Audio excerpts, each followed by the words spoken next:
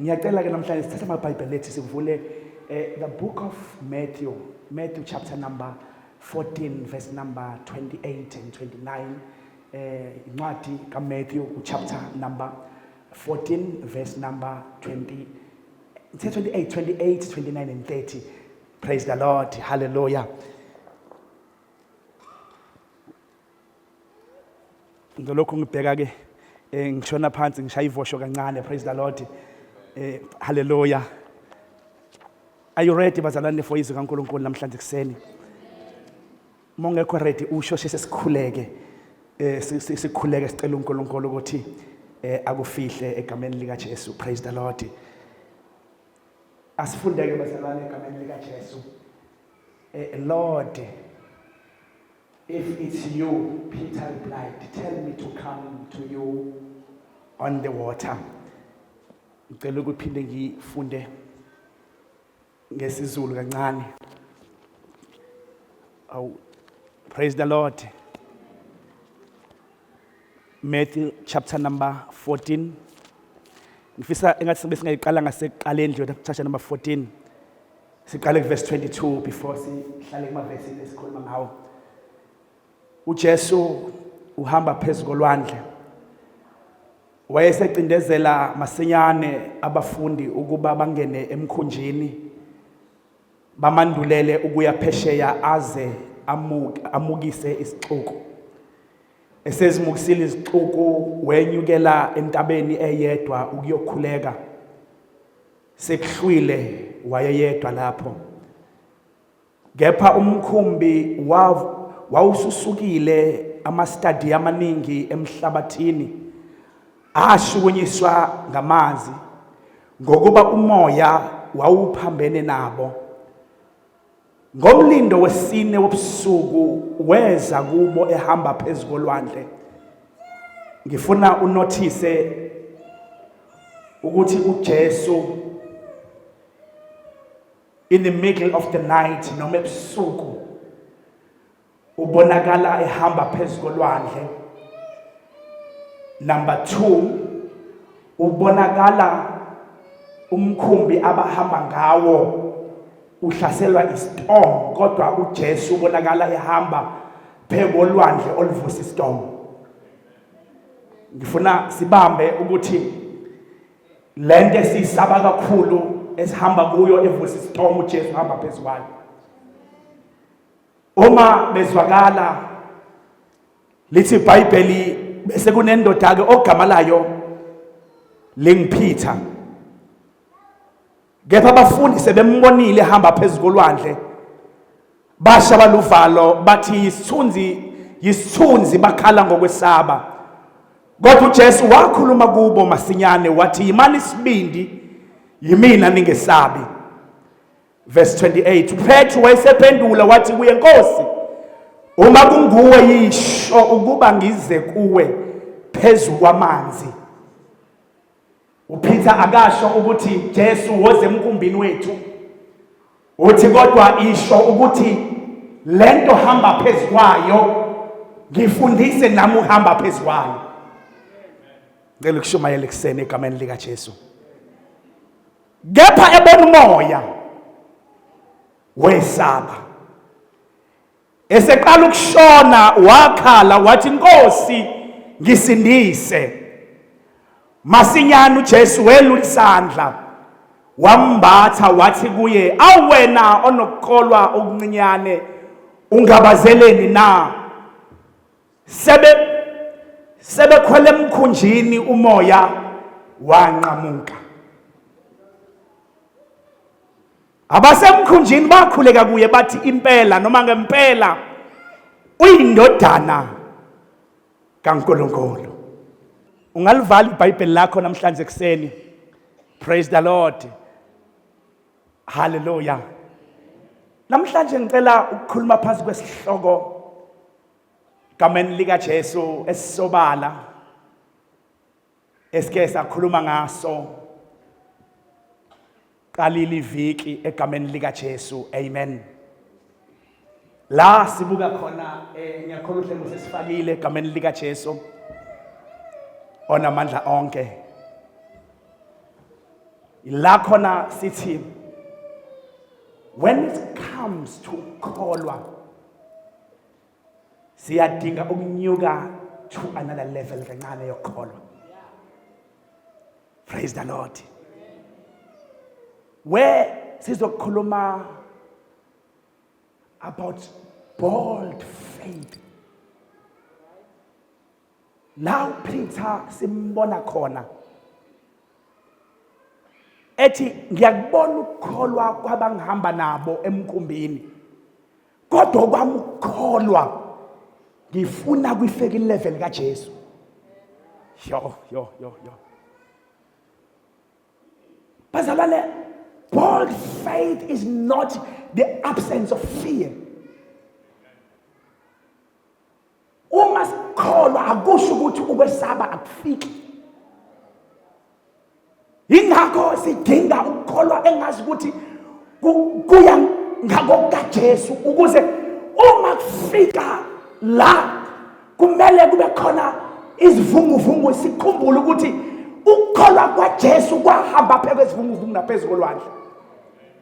Okay. Namhlanje bazalwane ngifuna sikhumbule that obedience in the presence of fear is important. When we obey noma usulalela izwi likaNkulunkulu more than istorm esibhekana naso, God will take over. That is why number point I will 5 but I will do 3.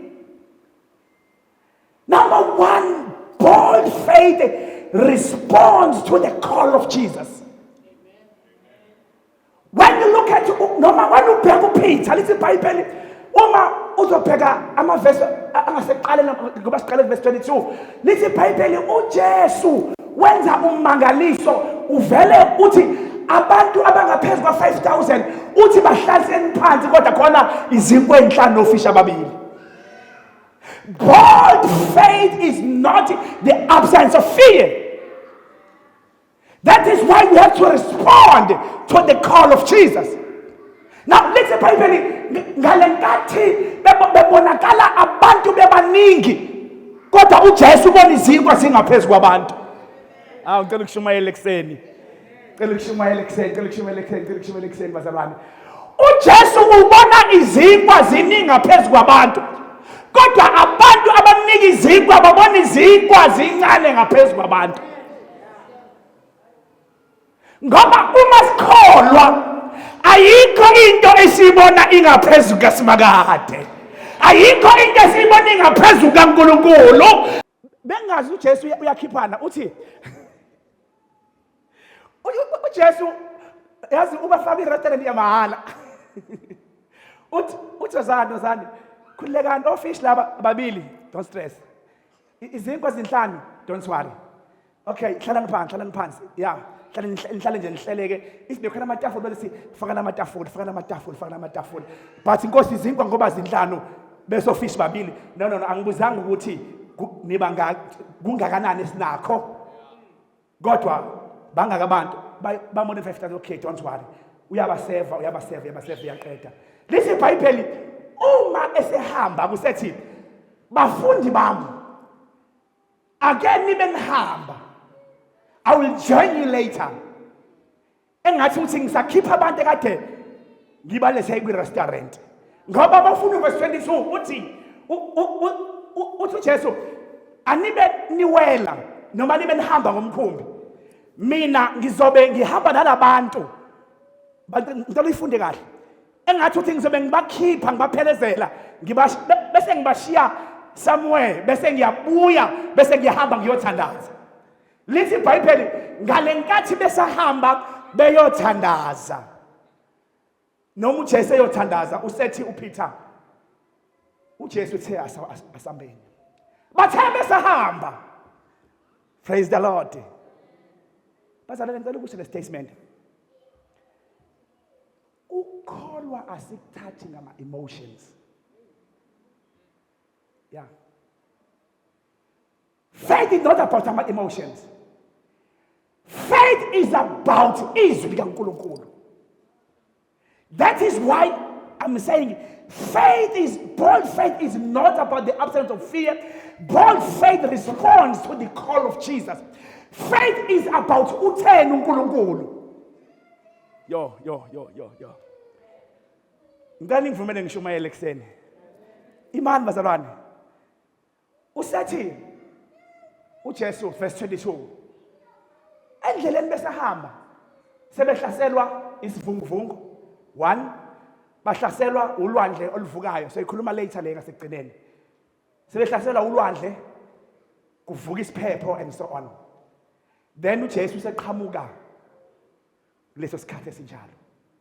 Usethi ombonayo uthi, who is this person? Yena uyafana noJesu. Kodwa into eyenzekayo asikaze sibone.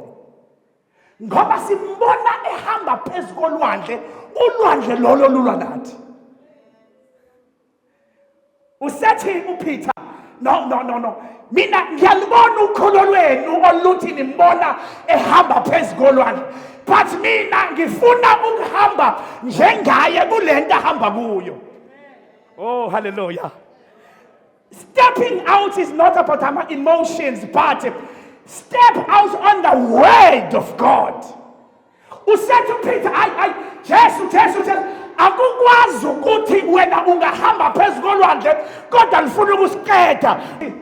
Uthi kule ndoda, pick up your mat and go. Pick up your mat and go. It can't be that 8 years and then a second, pick up your mat and go. Uyazi le ndoda isuke yangafika kwi-bold faith, yafika nje kwi-faith. Kodwa uma ethi uJesu, pick up your mat and go. Le ndoda ichazela uJesu ngesimo. uJesu akashongo ukuthi ngifuna isimo, kodwa uthe uJesu ngithe pick up your mat and go. Okusho ukuthi ukholo alidingi ubuzimuzo, lidinga uhlala ekutheni uJesu uthini. Imani bazalwane, imani. Mani ngibheka nginjani? Imani bazalwane, imani. Mani ngibheka nginjani? Ngimnyama noma imani nginjani bazalwane? Ngimnyama ne? Bas ngangishale ukuthi ngimnyama. I'm dark in complexion. Dark is beautiful. I cannot be controlled by what you are saying. But the word will control me, bazalwane. Ilona elithi dark is beautiful. Whatever okunye okushoyo akugona kwami angihlangene nakho. uJesu uthe Peter, come. Ukuthi ulwandle ludla amagagasi noma ulwandle lunestorm akakuzanga lokho. Istorm uyasibona, amagagasi uyawabona, impi yakho uyayibona. Kodwa uthe come. Khona kunjalo wabazalwane asizukuvinjwa istorm ukuza kuJesu. Imani bazalwane. Imani ngeke ngizwe ngani. Ukuthi ngimnyama kwenu mina ngihlangene ngena kanjani lapha. Imani bazalwane. Manibheka ihayisani kangakanani? Hawu kahleni bafowethu kahleni. No. Wena ubona ngathi ngimfishane. Kanti ngiku category B kwabantu abade. Wena ubona category 1 wakho ngoba umude. Mina ngicategory B. Khona aba category C. Angeke ngizwe ngathi ngimfishane bafowethu ngeke. Lord, I'm not short at all. Ngiku category B kubantu abade egabe. Ngoba istatement osibukelayo isona esokwenza uphile ngaso. Nala uhamba khona uthi hayi ngeke usathane wathi kumina ukuthi usathane wangikhondena wangitshela ukuthi I cannot walk upon the sea. Angeke ngikwazi ukudlula la. But the Bible says Peter, come. Last one. Imani bazalwane nginomkhaba yini? Bazalwane komkhaba la. Ingoba nje ngigqoka ishati elincane ngifithi bazalwane ngondlekile hayi ngoba kunomkhaba. Because angikwazi ukuzwa ngani bazalwane. Ngisengagijima u91 km ngihambe ngiphinde ngibuye egameni lika Jesu. Ngoba into esihambi ngayo izwe lisibizile. Asizwa ngabantu ukuthi batabangani, babonani, yini abake bayizwa, yini abayikhulumayo, yini ekhulunywayo. But uJesu uthe Peter, phuma emkhumbini and come to me. Awuthe uPeter uyabuza ukuthi kanjani, but izwi lami lithe come. Hawu bafowethu. Imani bazalwane. Paul's faith responds to the call of God out of Jesus. Indoda 38 years. Uthi Jesu koma. Yavele yathatha uhlaka yathwala yahamba. Uyazi into ebuhlungu yiphi? Laba akade bethi uyazafele khona. One word. Yashintsha isimo sakhe. One action. Yashintsha isimo sakhe. Kukhona into eyodwa okuvela umele uyikholwe. Ungabuza ukuthi iyayenziwa ubani. Ushathamaya. Ungabuza ukuthi ubani wakwenza lento. Kodwa uthi ngenxa yezwi lakho ushathamaya. Ngifuna namhlanje uthi Jesu yazi bengikade ngidoba kodwa kwaze kwasangabami. Kodwa ngenxa yezwi lakho ngizofaka la kade ngifaka khona so many years, so many times. But wathi uJesu namhlanje kunamhlanje ngithi ngenxa yezwi lakho ngizofaka. Lithi iBhayibheli ovele wabuya nenhlathi engakaze zibanjwe. Ngizothi namhlanje Paul's faith responds to the call of Jesus. Oh, bazalwane, istorm awulindise siphele kuma uresponda kwizwi kaNkulunkulu. Ingakho uma siya point number 2, bold faith requires leaving the boat. Usubiziwe uJesu. But the question is, are you ready to leave the boat and come to Jesus? This Bible, I just imagine Peter.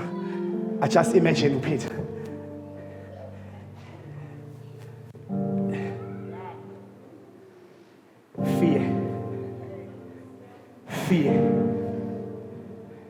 And fear, another fear. What make kalaza? Abantu ahamba nabo. Abalizwanga izwi elithe kham. We said to Peter, let me try. Let me leave the boat. Boat yakho kungaba people opinions. Abantu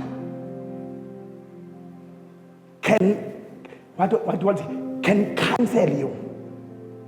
People can think ukuthi lahle likhona yakasamuva. Kanti abazi ukuthi inkosi isale ngamabomu. Yathi sathandaza ikhapha abantu. Ngoba ibifuna kube wena oqala ozoba ne-experience yokuphuma emkhumbini.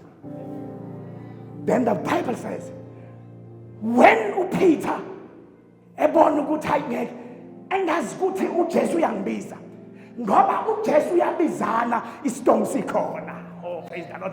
uJesu uyabizana imali ingekho bazalwane. uJesu uyabizana isimo singahambi kahle. uJesu uyabizana athi noma kunje but you are called by God. Noma kunje kusekhona okungenzeka. Hayi imani ishumayeleni ekseni bazalwane, imani ishumayeleni. Lithi iBhayibheli uLazaro esenuka eno 4 days. Kanti ifaith kaLazaro izohlangana with the faith and the finisher of our salvation. Uma lithi iBhayibheli wathi mayefika uJesu usigama elodwa uthe kuPeter come, kodwa mayefika kuLazaro uthi come forth. Okusho ukuthi into kaJesu yokuthi phuma iyona ebalekile ngoba uyazi ukuthi mayesekhiphile you will rely kuye. Uzohamba ngamandla akhe, uzohamba ngomsa wakhe, uzohamba ngogobo lwakhe, uzohamba ngedirection yakhe. Oh bazalwane, yo imani bazalwane, imani uma ufunda Hebrews chapter number 8 or 11 verse number 8, uAbraham akazange abuze ukuthi ngiyaphi, kodwa wathi ngoba ngihamba noNkulunkulu. Abraham, come out. Hayi Nkosi, manje lokho sokwenza endleleni angishongo ukuthi ngibuza ukuthi endleleni kuzokwenziwa kanjani. I know kwenziwani endleleni. Ingakho ngikuprepare manje ukuthi ungarely lokho ukucabanga ukuthi kuyadingeka endleleni. Kodwa hamba nalo ocabanga ukuthi uyadingeka endleleni. Ogama lakhe linguJesu Kristu waseNazaretha, who will sustain us even though challenges ekhona kodwa uzoma, even istorms ikhona kodwa uzoma, even imvula ikhona kodwa uzoma, even ingasahambeka endleleni kodwa uzoma, ngoba uyena osikhiphayo. Ha bafowethu. Number 3, bold faith moves despite the storm. uPeter, istorm yasibona, asinankinga naso, kodwa iquestion yami ithi uzophuma yini la khona istorm ngoba izoJesu. Usethi uPeter,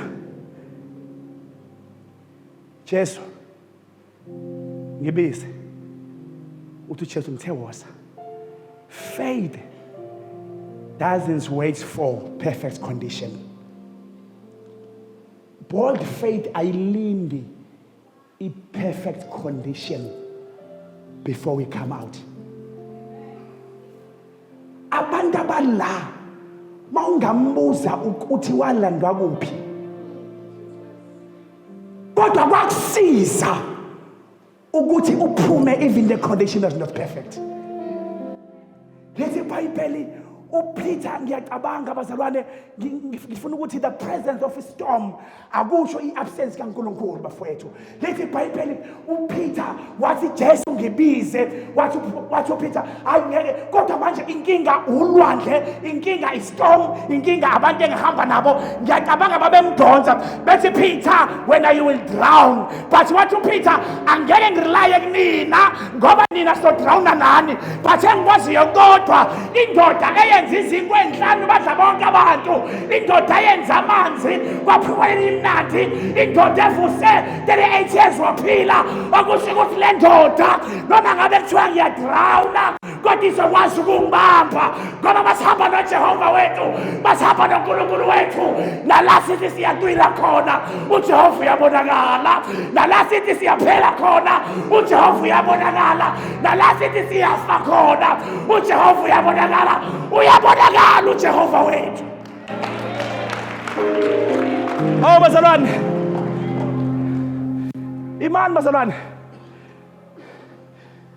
uPeter uthi hayi Jesu ngeke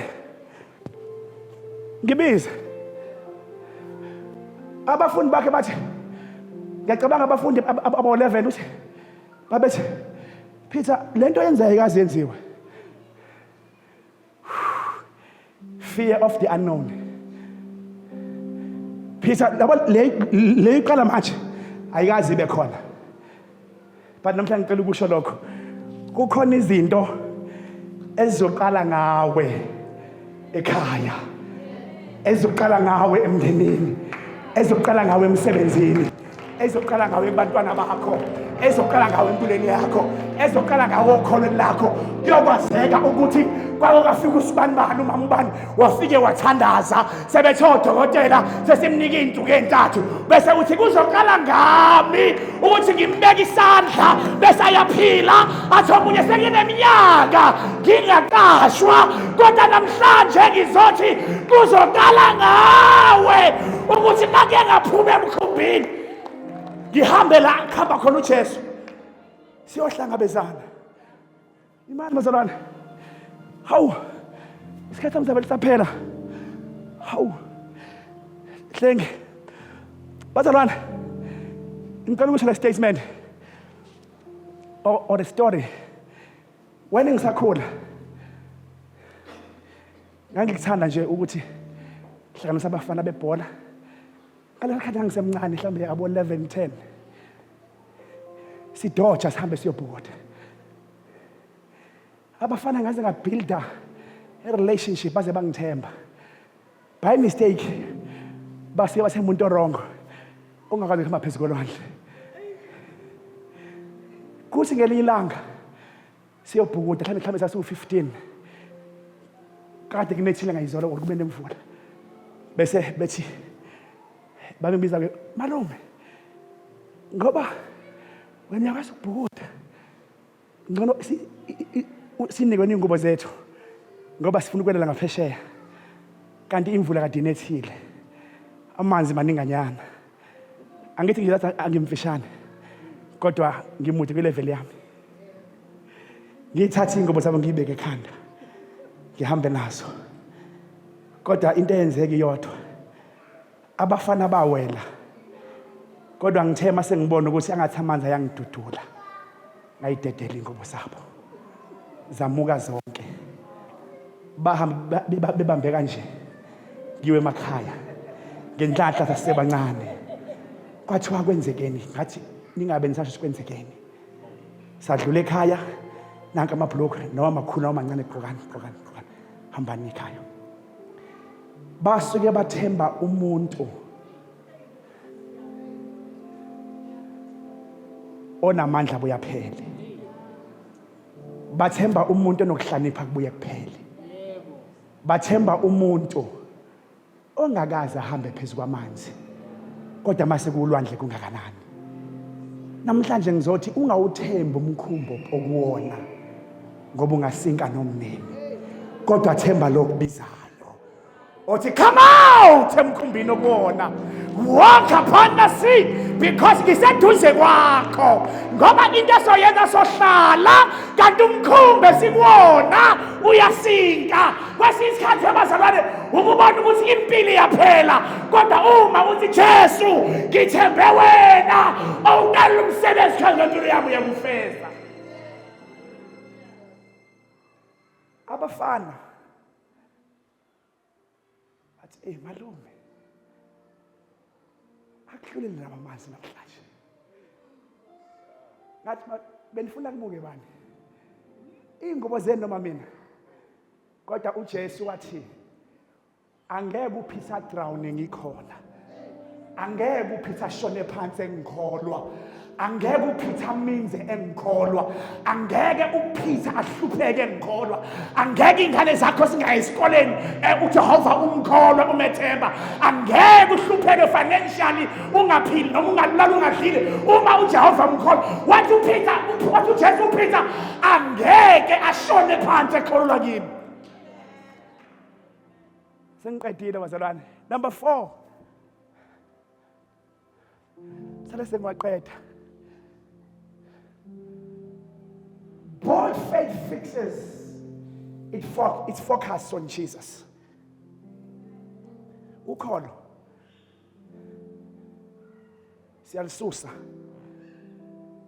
olwandle ukholo siyalisusa kuma storms esibhekene nawo ukholo siyalisusa ekuthena sika7 njengamanje kodwa sithemba umnikazi womsebenzi ukholo siyalisusa ekutheni asinayo imali njengamanje kodwa sithemba umnikazi wemali ngicela ukusho lokho egameni lika Jesu noma amehlo singawasusa kuye kodwa yena akawasusi kithi ngicela ukuphinda abazalwane noma istorm singafuna sisusa amehlo kuye awethu angasuka kuye kodwa awakhe ngeke asuke kithi ingakho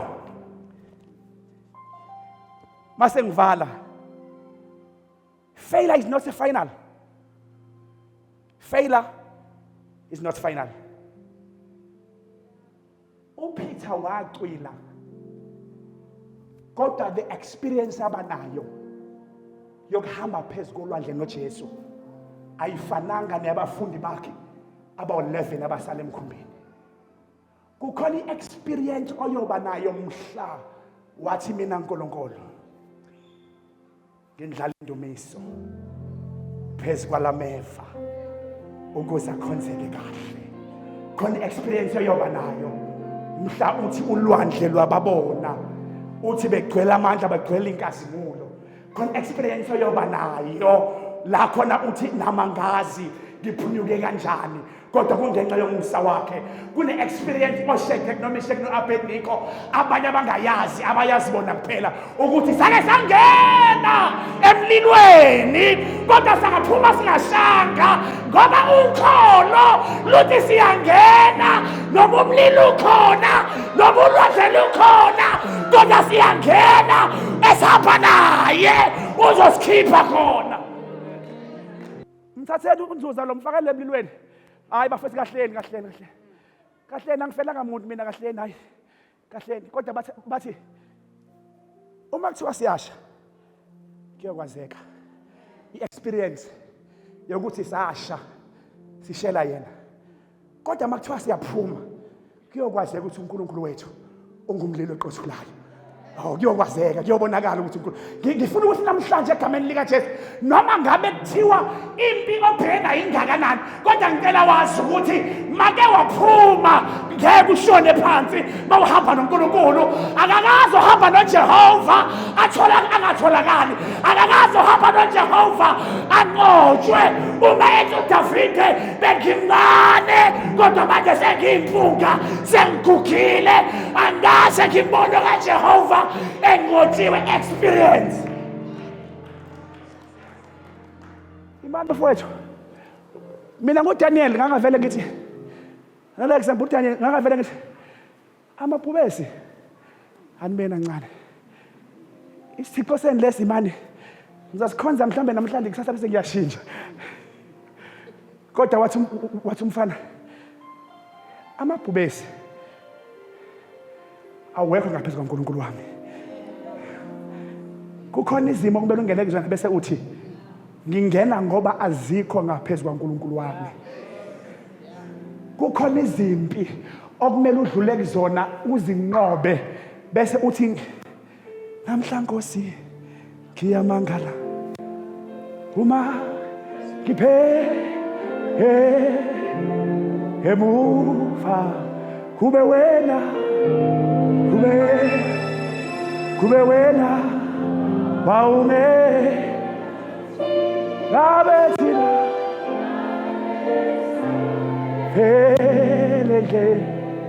leli kunamasikazi esinawo spiritually ongeke uwabone kodwa abona lo esihamba naye abonwa ilo esahamba naye impilo ingahambi kahle. I was sharing namhlanje lapha eBhidi ngithi babuntanzi uMOV sihlangene kwabumhla ka-10 January celebrating sizothola umntwana. Few months down the line wathi udokotela swarini umntwana akasekho.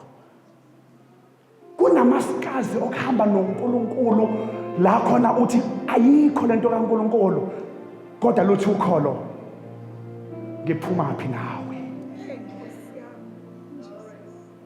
Awukwazi ukuvinjwa noma ukushintshwa ilokhu nje ngoba ngiyazi la ngiphuma khona nawe.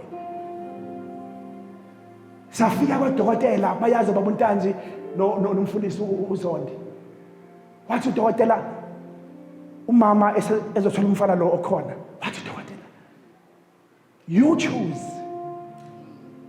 we terminate pregnancy or khona yethu zosala uma beyabeletha. We prayed sanyuka from faith to bold faith sathi uNkulunkulu angeke sesikhonze kangaka ubukise ngathi. Wathi udokotela high blood pressure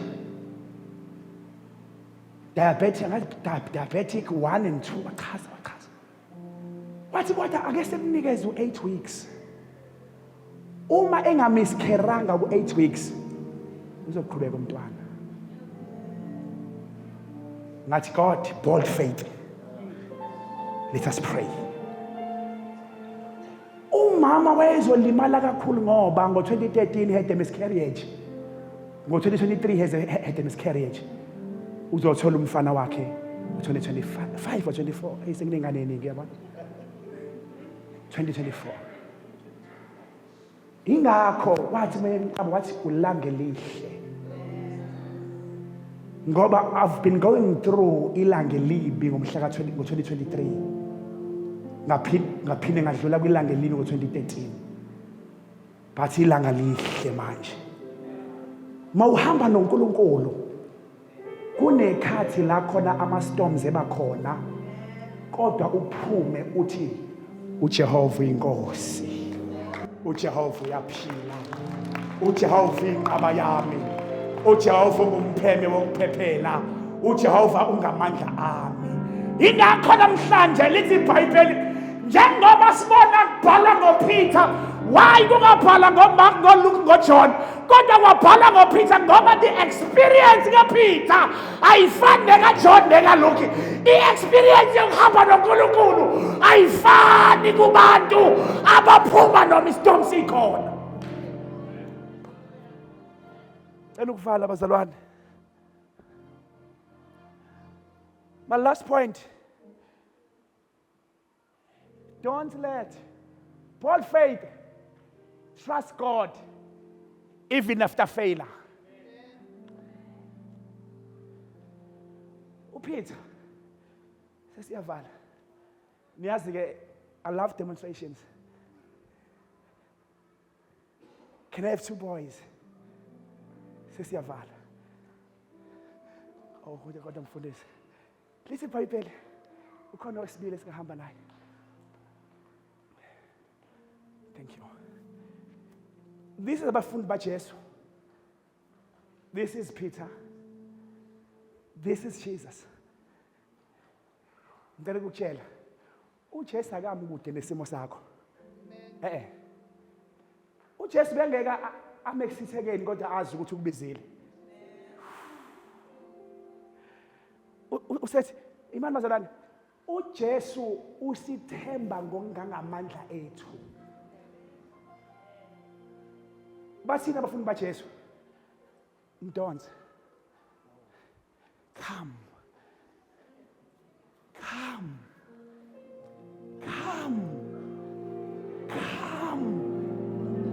I'm ready for you.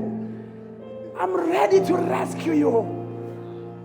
Forget about your past failures and move to Jesus. Forget about your ways on. Mama bengizikwentla nofishi. Kanti sekuyisikhathi sokuhamba phezu kwezimo zethu, sokuhamba phezu kolwandle. Imithandazo ekade yenziwa iyona esinika amandla sikwazi ukushiya our past failures. Usethi uJesu woza. Yazi problem enginayo. We are going to delay our assignment because sizofocusa past failures and ulwandle. Kanti sibizwe iloya. Sengigqibile. Kodwa ngicela uPeter sale. uPeter angabe sahamba. Lithi iBhayibheli khuphuka ke Peter. uJesu utheni bazalwane? Come! But ulwandle. Fear.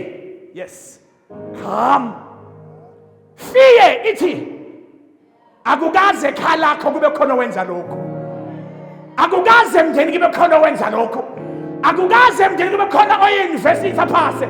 Akukaze kube khona umuntu umatric. Akukaze kube khona bangabuye emshadweni noma amende. Kodwa uJesu uthe, I said to you, come. Sorry.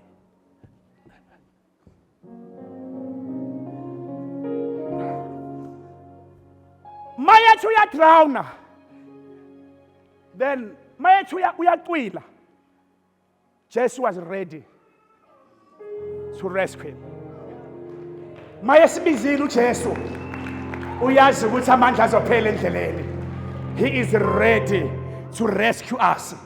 Uyazi ukuthi masiphela amandla uzosithwala. Mayebuya amandla asidedele. Mayebona ukuthi kuyahambeka sivuka istorm abeseduzane aphinda sithwale aphinda ahambe nathi. Ngoba masihamba noJesu bazalwane, indoda engasishiyi, indoda engasitheli, indoda engasilahli, indoda engasikhondemi. uPeter siyamkhumbula waphika uJesu, kodwa akamkhumbuzanga umphika kwakhe uma esecwile emanzini. Wavelwa yomlanda. Ngizomemezela ekuseni egameni lika Jesu. Stepping into bold faith. Ila khona sithi Jehova, konke okungasivimba kunawo amandla. Thina sihamba ngokukholwa. Umuntu ohamba ngokukholwa noma ngavela endleleni angeke abuyele emuva. Shall you all stand?